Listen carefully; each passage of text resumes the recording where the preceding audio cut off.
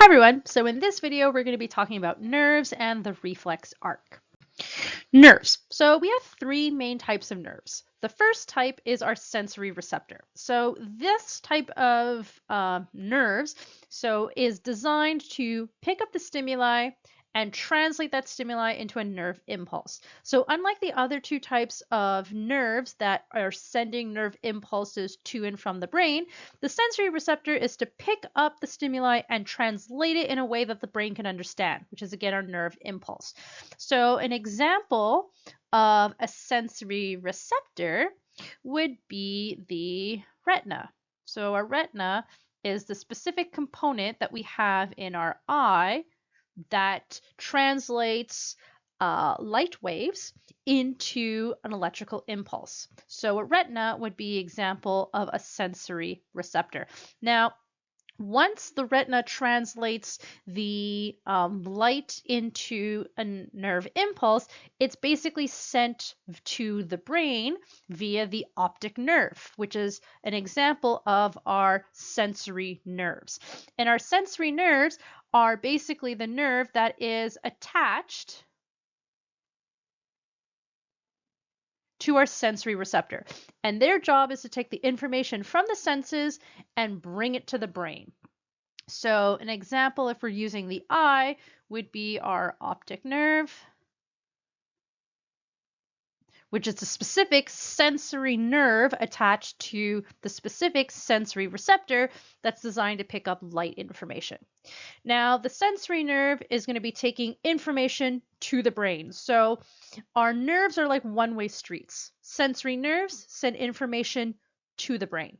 Now, once the brain has processed that information, it needs to send it to the muscles affecting change, which is our motor nerves. So when we talk about muscles, anytime we see the prefix motor, it has to do with movement. So our motor nerves are our nerves that are attached to muscles, which affect a change. So if we're thinking about one-way streets, our sensory nerves are the one-way street that sends information to the brain.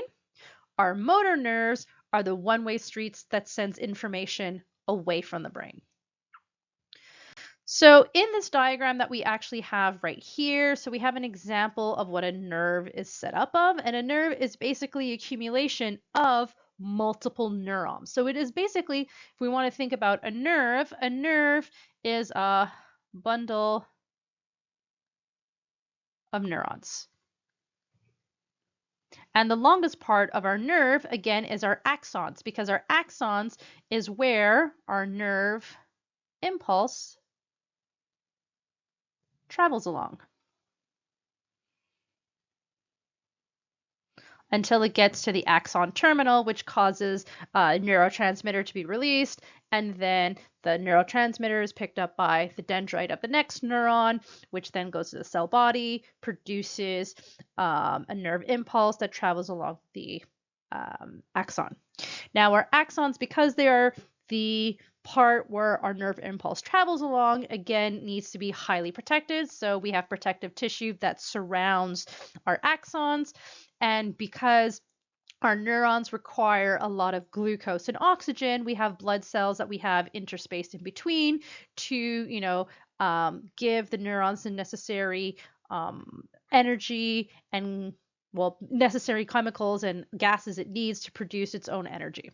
Now, if we're looking at the basic steps that we have for a nerve impulse, so we have our stimulus, so anything that's causing your body to have a reaction, which is picked up by our receptor, which is again our sensory receptor.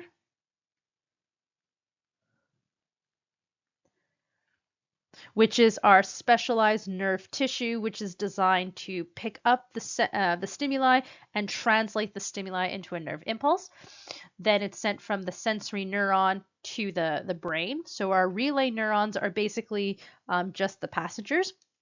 And once the information from the brain has sending a response, it goes via the motor neurons to the effector muscles. So this is basically your muscles in the body, which is causing the response to whatever your stimulus was, and then you have your response. So let's say you have your hand on getting close to the fire, and if you touch the fire, you can burn your hand. So your stimulus would be basically the temperature change that you're picking up in your hand.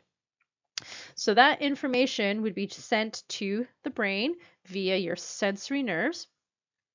The brain would process that information and realize, okay, it's getting too hot, I need to move my hand.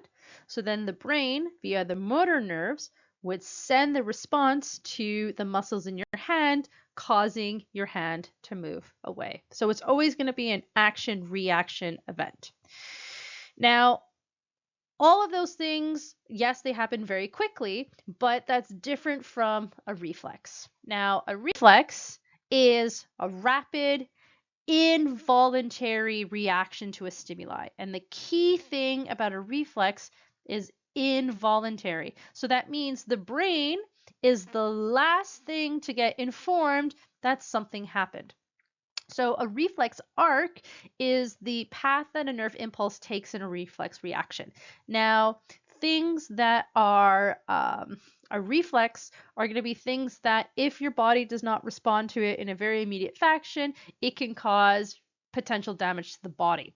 So what happens is that the part of the body where makes a judgment call of causing a change is actually not the brain, but the spinal cord.